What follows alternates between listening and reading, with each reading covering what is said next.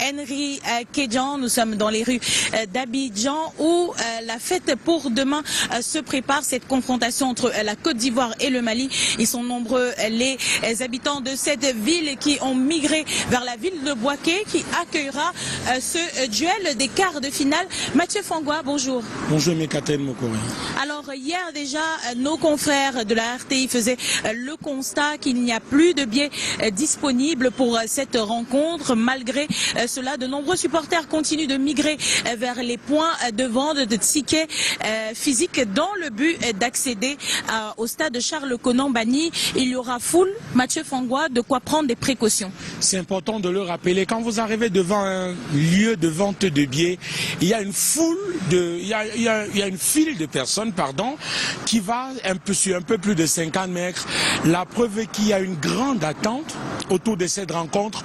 Le peuple ivoirien retient son souffle. Le peuple ivoirien sait que là on est à quoi? On est à 2 matchs de la plus grande fête du football africain. Je veux parler là de la finale, même si le plus important c'est d'être dans le stade. Et pour être dans le stade, il faut avoir un ticket. Et le ticket justement se fera, on a eu le bonheur d'avoir le patron de la communication du Kokanye qui a affirmé là que c'est peut-être le tendon d'Achille de l'organisation de cette Coupe d'Afrique des Nations de football. Il n'y a plus de billets, certains stades sont parfois vides, mais on arrive quand même à faire le plan avant la fin de la rencontre. Mais le plus important, c'est de rappeler le grand engouement qu'il y a autour de cette rencontre considérée comme une finale pour chaque Ivoirien.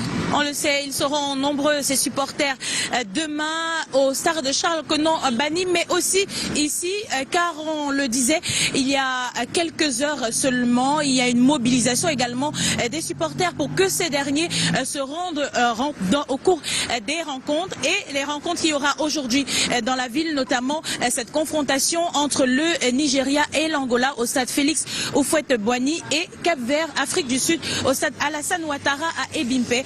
Des rencontres qui seront à 17h et à 21h et diffusées sur Canal 2 International. Now let me go in English for the news, the 1 p.m. news with Henry Kedjan. I have to say that the CAF has been toughing its stance with the media since it was noted unprofessional behavior by some media representative. CAF held a meeting on Thursday with the local organizing committee and police to address the situation and find practical solution. This due to the dramatic situation that has occurred during 2 matches, Senegal-Guinea and Senegal-Ivory Coast, where journalists were caught fighting each other or celebrating goals and scores soon. So any journalist that will be caught on this type of scene will be thrown out from the stadium and the competition. Other news in addition, the city of Bouaké is where Ivory Coast match against Mali will take place tomorrow, and the population has recently been crying a ticket sales place. The Charles Konan-Banny Stadium unfortunately will not be able to gather all the supporters of the Ivory Coast. Therefore, they have to fall back to the fan zone, and the security will be definitely reinforced there to prevent any situation. Un mot justement pour terminer, Mathieu Fangwa, celui de la CAF qui a durci le ton à l'endroit des journalistes après qu'il ait été enregistré du grabuge entre les journalistes sénégalais et guinéens, journalistes sénégalais et ivoiriens lors des rencontres Sénégal-Guinée et Sénégal-Côte d'Ivoire. Il a été spécifié aux professionnels de médias que toute attitude contraire au règlement, toute bagarre conduirait à un retrait de l'accréditation et à une exclusion du stade. Ouais. Et hier on a eu le bonheur d'apprendre justement qu'au-delà de la bagarre qui avait survenu entre supporters ivoiriens, journalistes ivoiriens et journalistes guinéens, journalistes ivoiriens et journalistes guinéens, et également journalistes sénégalais et journalistes ivoiriens. Ces 2 bagarres justement ont contraint la Confédération africaine de football à prendre des mesures drastiques, à prendre des mesures fortes. Désormais, si vous faites le moindre écart, on vous arrache l'accréditation et ça ne sert à rien d'aller demander pour les prochaines éditions parce que vous serez blacklisté. Pour moi, c'est une mesure forte. Pour moi, moi, c'est une mesure salutaire. Pour la simple raison, c'est que le foot, c'est un jeu. Quand on vient s'amuser.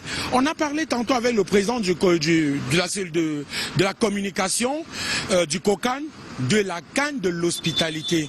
Mais Cathy, c'est pas moi qui vous parle de l'hospitalité légendaire ivoirienne. Moi, jusqu'ici, je n'ai que vécu l'hospitalité de la Côte d'Ivoire. Tout à fait. C'est quand même incroyable qu'on parle de bagarre, qu'on parle d'insultes. Vivement, que tout le monde se ressaisisse et que la fête continue à aller des plus belles. Merci Mathieu Fangwa pour ces informations, pour vous servir le journal de 13h. Nous sommes ici dans la ville d'Abidjan. Aimé Catherine Moukouri, Mathieu Fangwa et Augustin Fossi. Merci beaucoup Aimé Cathy. À votre suite, nous allons